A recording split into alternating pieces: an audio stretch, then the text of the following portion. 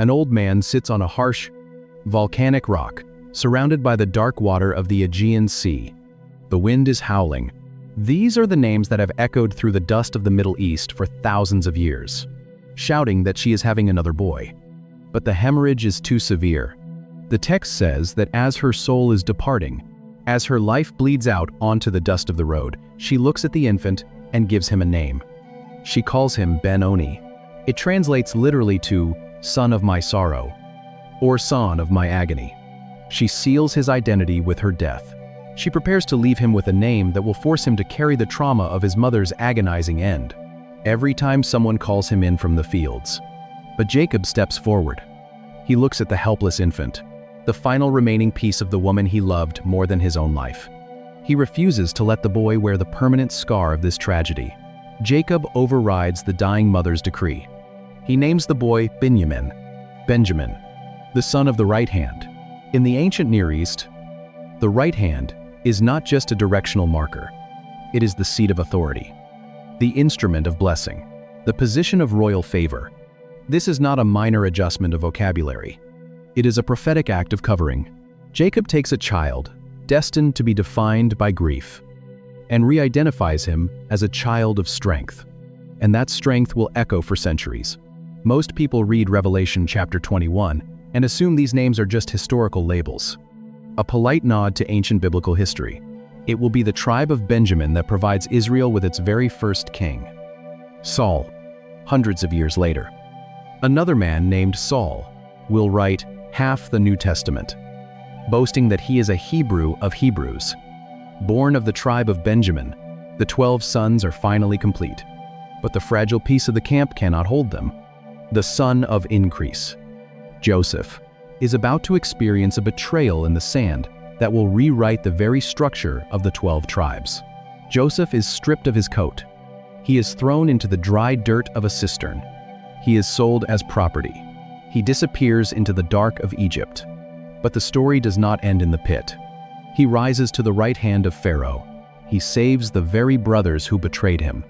And in the thick, incense-heavy air of Egypt, he fathers 2 sons, Manasseh and Ephraim. When Jacob comes to Egypt to die, he does something that permanently fractures the math of the biblical narrative. He calls Joseph's 2 sons to his bedside. His eyes are clouded white with cataracts. He is completely blind. Joseph positions the boys carefully. He places his firstborn, Manasseh, near Jacob's right hand. The right hand is the seat of the primary blessing.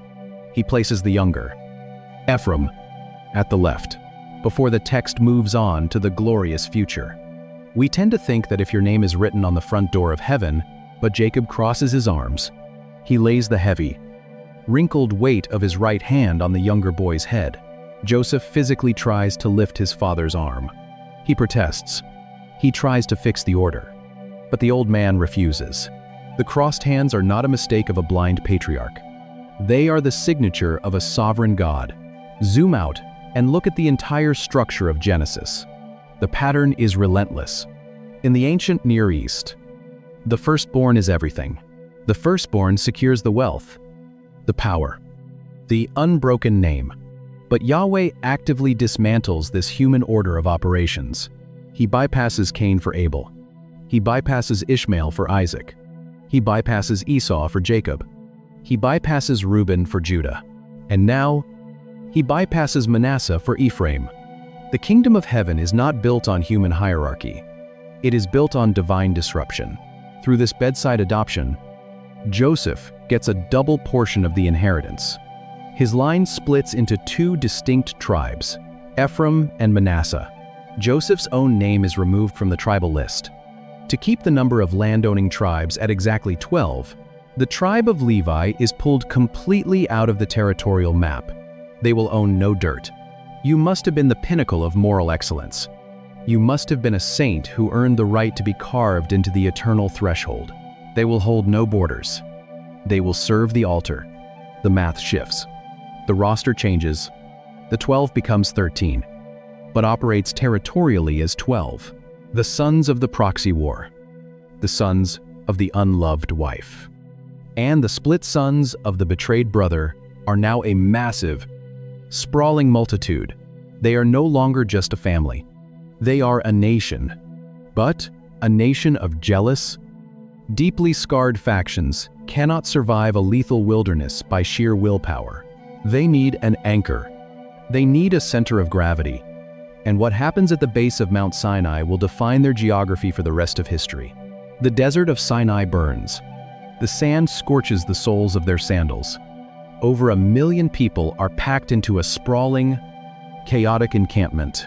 You can smell the smoke of 1,000 cooking fires mixed with the heavy scent of animal sweat. God speaks to Moses. He demands order. He draws a map. He places the tabernacle dead center. The woven tent of meeting, the heavy leather coverings, the Ark of the Covenant holding the blazing presence of Yahweh. And then, he arranges the 12 tribes around it in a massive, deliberate square. 3 tribes camp on the east. 3 tribes camp on the south. 3 tribes camp on the west. 3 tribes camp on the north. The arrangement is not a military defense. It is a living, breathing liturgy. Look at who goes where. But if you look closer at the dirt and blood of the book of Genesis, at the actual, documented lives of the men behind these names, Judah, Issachar, and Zebulun are stationed on the east, facing the sunrise. When the pillar of cloud lifts, when the silver trumpets blast across the valley to signal the march, the eastern camp always breaks ground first. Judah leads the entire nation into the terrifying unknown of the wilderness. The tribe of praise steps first into the dust. Behind them, the camp moves in strict sequence. Reuben, Simeon, and Gad march next. Then comes the tabernacle, guarded by the tribe of Levi. Levi holds no outward territory. Levi has no border. They form an inner, human buffer ring directly around the holy fire, standing between the blazing purity of God and the profound frailty of the people. Then Ephraim, Manasseh, and Benjamin march. Finally, Dan, Asher, and Naphtali take up the rear guard. Every son has a place. The sons of the unloved wife, the sons of the proxy war, the sons of the beloved. God takes the bitter, fractured legacy of Jacob's tent and organizes it perfectly around his own glory. When the pagan prophet Balaam looks down at this formation from a high mountain cliff in Numbers chapter 24, he is hired to curse them. He expects to see a chaotic mob of escaped slaves. Instead, he sees the precise, sprawling symmetry of the camps, stretching out like valleys. You start to see something the sanitized reading completely misses. The names on the eternal gates are not a registry of flawless behavior, like gardens beside a river. He is overwhelmed. He drops his curse. He utters a blessing. How beautiful are your tents, O Jacob, your encampments, O Israel. For a brief, shining moment in the wilderness, the 12 brothers are unified. They move as one body. They camp as one nation. But the symmetry of the desert cannot survive the corruption of the promised land. The beautiful tents are about to tear. The kingdom is going to fracture violently in two, and 10 of these names are about to be swallowed by an empire, disappearing from the map of human history.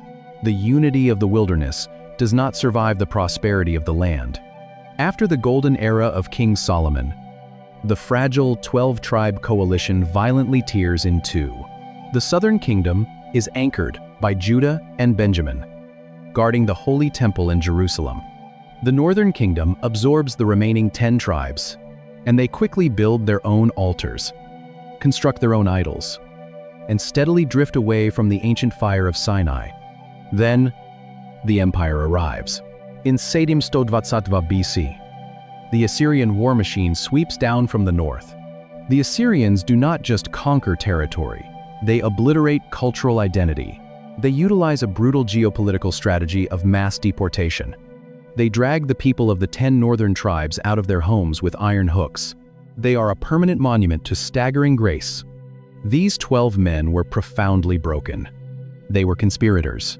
They sold their own teenage brother into slavery, marching them into the suffocating dust of foreign lands. They scatter Reuben, Simeon, Dan, and the others across the vast expanse of the pagan world, replacing them in Israel with foreign settlers. Over the next few centuries, these 10 tribes intermarry. They lose their native tongue. They forget the Torah. They blend seamlessly into the Gentile populations of the earth. They become the 10 lost tribes of Israel. If you look for their genealogical records in the archaeological dirt of the Middle East today, you will find absolutely nothing. To the analytical eye of history, they are gone forever. Only Judah remains intact, surviving a later exile in Babylon, which is why the surviving remnant of the 12 tribes becomes known simply as Jews. Most people read the historical accounts and assume God simply cut his losses. We assume the 10 northern tribes forfeited their place in the biblical story through their relentless idolatry, written off by heaven as collateral damage. But the Assyrian exile was not the erasure of the covenant. It was the devastating prelude to a worldwide reclamation. The prophets who stand in the ash of the divided kingdom refuse to let the 10 tribes go.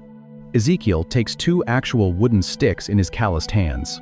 He writes Judah on one, and Ephraim representing the scattered north on the other. God tells the prophet to crush the sticks together in his fist. They slaughtered a city in a fit of rage. They slept with their father's concubines. They were jealous, deceitful, and deeply unstable, until they become one piece of wood. It is a stunning guarantee that God will one day reach into the pagan nations, sift through the diluted bloodlines of the earth, and drag his fractured family back together. Even in the New Testament, the echo persists. The Apostle James opens his letter by addressing it directly to the 12 tribes scattered among the nations. He writes as if the geographical obliteration of Assyria means absolutely nothing to the accounting of heaven. Yahweh has not lost a single name. History says they are lost. The prophets say they are merely hidden. And when John sits on his rocky prison in the Aegean Sea, staring up at a sky that is peeling backward, he finally sees the absolute fulfillment of that impossible promise. John stands on the volcanic rock of Patmos, the roar of the Aegean Sea crashing against his prison. He stares up as the sky peels backward like a thick leather scroll. He does not see a garden.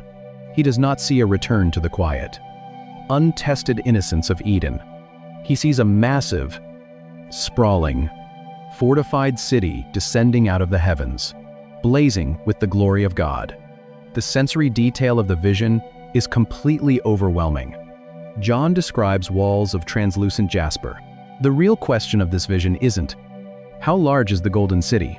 It's this: why would God choose the names of a deeply dysfunctional family that catch the celestial light like a prism? He sees foundations shimmering with the deep hues of amethyst, emerald, and sapphire, and surrounding it all, set into the massive outer walls, are 12 entrances. Notice the architectural arrangement John records. There are 3 gates on the east, 3 on the north, 3 on the south, and 3 on the west. It is the exact same blueprint as the chaotic wilderness camp in the desert of Sinai. But there is a stunning theological difference. In the ancient desert, the tribes were camped around a tent that was heavily guarded, separated from the people by a physical buffer of Levites and severe warnings of death. In this new city, John explicitly notes there is no temple. There is no buffer. The blazing presence of Yahweh is bleeding directly out into the open, gold-paved streets. The architecture is not a barrier to keep the unworthy out. It is an invitation to pull the wanderers in. John walks closer in the vision. He looks at the massive entrances, each one mysteriously carved from a single, gargantuan pearl, and he traces his eyes over the deep, jagged Hebrew letters, cut permanently into the eternal threshold. The names are all there. Reuben, the son who defiled his father's bed, to serve as the doorways into his perfect presence. The answer changes how you read the entire arc of the Bible. Simeon, the son who wielded a sword in unholy rage. Dan, the son born out of the proxy war. Naphtali, the child of bitter, competitive striving. Even the northern tribes, the brutal Assyrian Empire, thought they had ground into the dust of forgotten history. Their names are permanently etched into the doorways of the new creation. The empire could scatter their bodies, but it could not erase their identity. God has remembered every single son of the unloved wife, every child of the servant, every fractured piece of the warring family. John realizes that Yahweh has taken the very names of their profound dysfunction and forged them into the entranceways of heaven. The vision of Patmos is breathtaking, but the real weight of this revelation is not just about ancient history or futuristic architecture. It is about what these 12 names are speaking over your life right now. A mother wept in an unloved tent, and her pain became the foundation of a people. A sister waged a bitter proxy war, and the sons of her jealousy were given a place in the camp. A favored boy was sold into the dirt of Egypt, and his suffering became the salvation of the world. A dying woman named her son for her agony, and a father's blessing rewrote him for strength. The salt spray bites at the deep lines of his weathered face. He is a prisoner of Rome. It changes how you view your own scattered, imperfect history, because God is making a massive, deliberate point about how his kingdom is actually built. A blind patriarch crossed his wrinkled hands, and the hierarchy of human power was dismantled forever. A sprawling nation wandered the scorching sand, and a holy order emerged around the fire. An empire scattered 10 tribes into the wind, and the kingdom of heaven gathered them back to the gates. Same names, same God. But maybe the part that stays with me most is the gates themselves. 12 gates on a city descending from the sky, each one a single, gargantuan pearl. And carved into that pristine surface are the names. Not the names of men with flawless track records. Not the names of a family that always chose holiness. The names of conspirators, born from a woman's desperate plea to be loved, shaped by jealousy and proxy wars in a dusty desert tent, and yet still permanently etched into the doorway to the presence of Yahweh. If you are in a season where your own history feels like a disqualification, this vision was recorded for you. If you are looking at your family tree, your mistakes, or the chaotic striving you have used to survive, and you assume God has written you off as collateral damage, look at the gates. The entrance to the kingdom is not a reward for flawless behavior. It is a monument to staggering grace. Your failures do not erase your name. Your wandering does not cancel your gate. God is not intimidated by the profound dysfunction of your past. He specializes in taking the broken things. To feel the weight of this architectural decision, you cannot start at the end of the world. You have to go all the way back to the beginning of the earth and building them into the architecture of heaven. If this opens something in you, subscribe. Leave a comment, even one word helps. Share this with someone who needs to know their history has not disqualified their future. Pray for us as we keep digging into these texts. And may the God who takes the deeply fractured pieces of a broken family and builds them into his eternal city walk with you through your own wilderness. Before there was a wandering nation, before there was a desert tabernacle, before the Red Sea ever parted in two, you have to step into a dusty, nomadic tent in ancient Mesopotamia. The 12 gates of heaven do not begin in a realm of celestial peace. They begin in the womb of a woman who felt totally unloved. And they start with 2 sisters locked in a desperate, bitter var. The tents of the ancient Near East are not quiet havens of domestic peace. They are battlegrounds. In the world of the biblical patriarchs, the ultimate currency of a woman's worth is not her intellect, her charm, or her virtue. It is her fertility. To produce male heirs is to secure your survival, your economic future, and your husband's gaze. And the household of Jacob is a transactional nightmare. He is married to 2 sisters. He is desperately in love with the younger sister, Rachel. He is legally bound to the older sister, Leah. The text tells us Leah had weak eyes, a phrase scholars debate. But the reality of her daily life is brutally clear. But right now, his eyes are not looking at the Roman guards. They are fixed on a sky that has just been ripped wide open. She is the unloved wife. She watches her husband walk past her tent in the heavy heat of the evening, smelling the roasting meat and the desert dust, knowing his heart belongs to the woman next door. But Yahweh notices. The text says, God saw that Leah was unloved, so he opened her womb. And when the sons begin to arrive, Leah does something extraordinary. She weaponizes their names. When you look at the Hebrew text of Genesis 29, you realize Leah is embedding her agony into the permanent identity of her boys. She gives birth to the first son and names him Reuben. In Hebrew, Ra'ah-ben. It literally translates to, "Look, a son." But she explains the name with a crushing confession. "Surely the Lord has looked upon my affliction. Now my husband will love me." The name is not a label. It is a plea. But Jacob does not love her. The tent remains cold, so she conceives again. The second son is born. She names him Simeon, from the Hebrew root shama, meaning to hear. She names him this because, as she says, "The Lord has heard that I am hated." She conceives a third time. The physical toll on her body is mounting. She bears another son and names him Levi. The Apostle John, exiled on the island of Patmos, is watching a city descend out of the heavens. It is unlike anything built by human hands, from the root word lava, which means to attach, to join, or to bind. Her logic is desperate. Now this time, my husband will be attached to me, because I have borne him 3 sons. Look at what is happening to the biblical timeline. The first stones of the nation of Israel are being laid. The men who will become the tribal heads, the men whose names will eventually be carved into the gargantuan pearls of the heavenly city, are being named after a woman's trauma.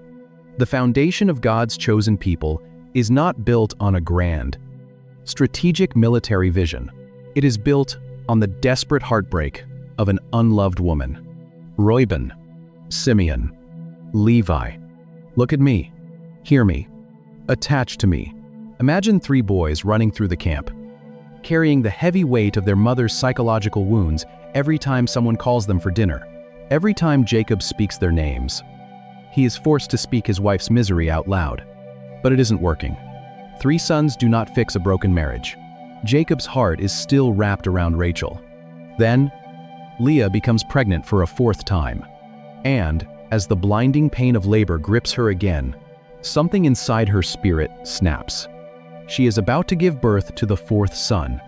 And this time, she stops looking at her husband. The contractions hit again. The midwives gather. The desert heat presses down on the woven goat hair walls. He writes down the sensory overload of it, the blinding brilliance of jasper walls, foundations sparkling with emerald and amethyst. Leah delivers a 4th boy. The blood is washed away. And this time, the naming pattern shatters. She does not ask Jacob to look. She does not ask Jacob to listen. She does not ask Jacob to stay. She holds the child, her chest heaving, and she utters a single, exhausted decree. This time, I will praise the Lord. And she names him Judah. The name in the ancient text is Yehudah. It comes from the Hebrew root verb yada, to throw, to cast, to confess, to give thanks. It originally carried the physical image of shooting an arrow, or throwing your hands into the air, whether in total surrender or in radical worship. Leah stops throwing her desperation at a husband who will never love her. She throws her hands up to Yahweh. Yehudah is the pivot point of the entire biblical narrative. Because Judah is not just a 4th son, he is the bloodline of the king. Watch what happens to the biblical timeline. The kingship does not go to the firstborn. It bypasses Reuben.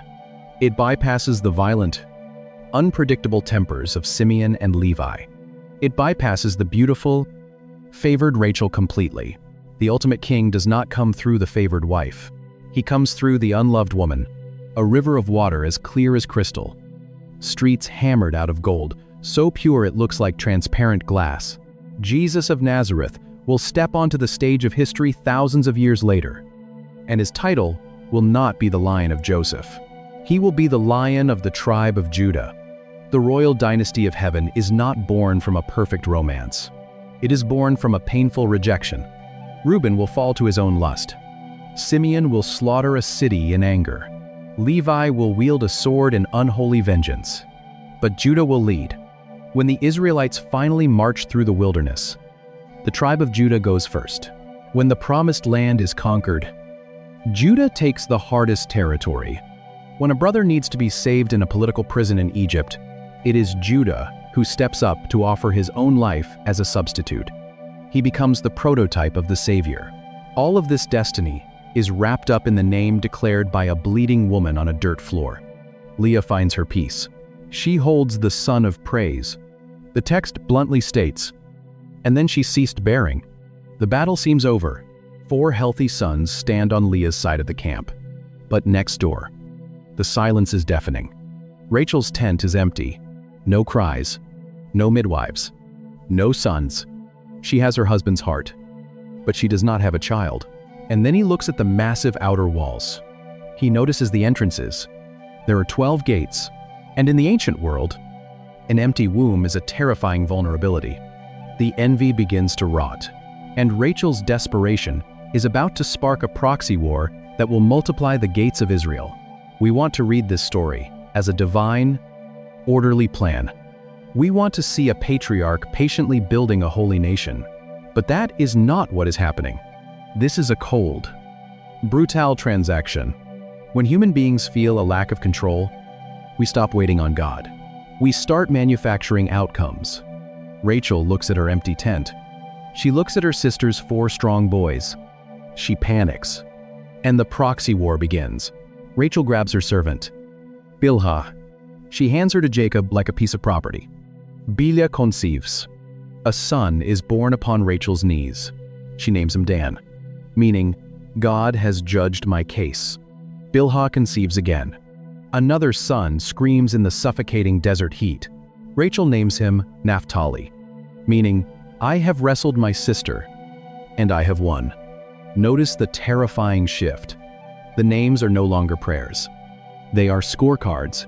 If seeing the raw, unfiltered humanity behind these holy texts is stirring up questions you've never considered, you're exactly who this channel is for. Drop a thought in the comments and hit subscribe, because every week we go deeper into the text than you knew was possible.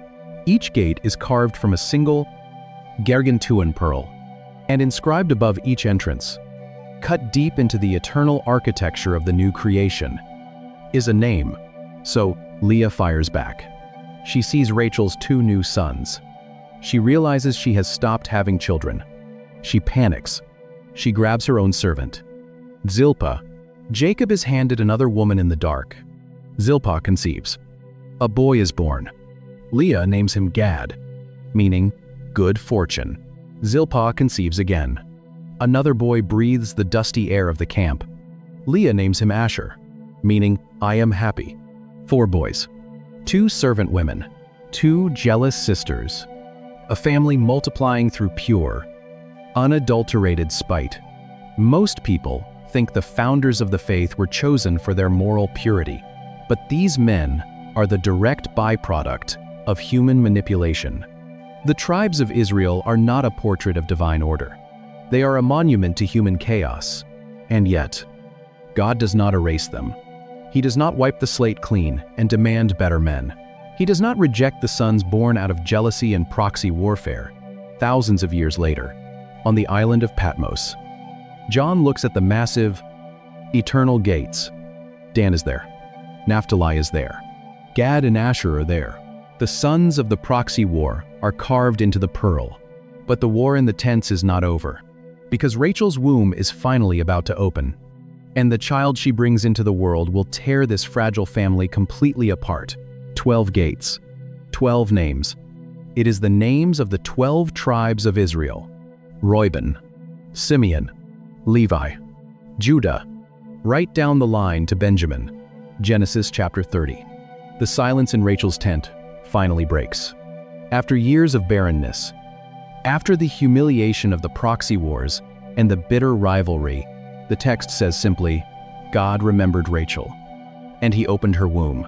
She holds a boy against her chest in the heavy shade of the encampment. In your English Bible, she names him Joseph.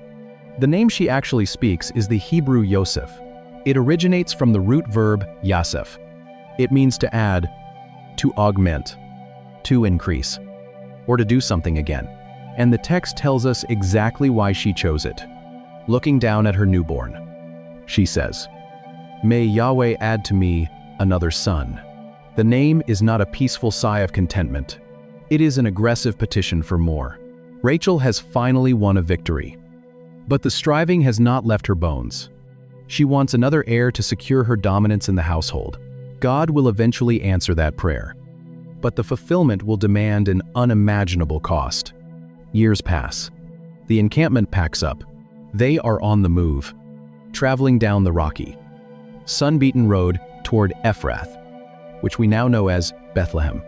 The journey is brutal, and Rachel goes into hard labor. Something is wrong. The pain is blinding.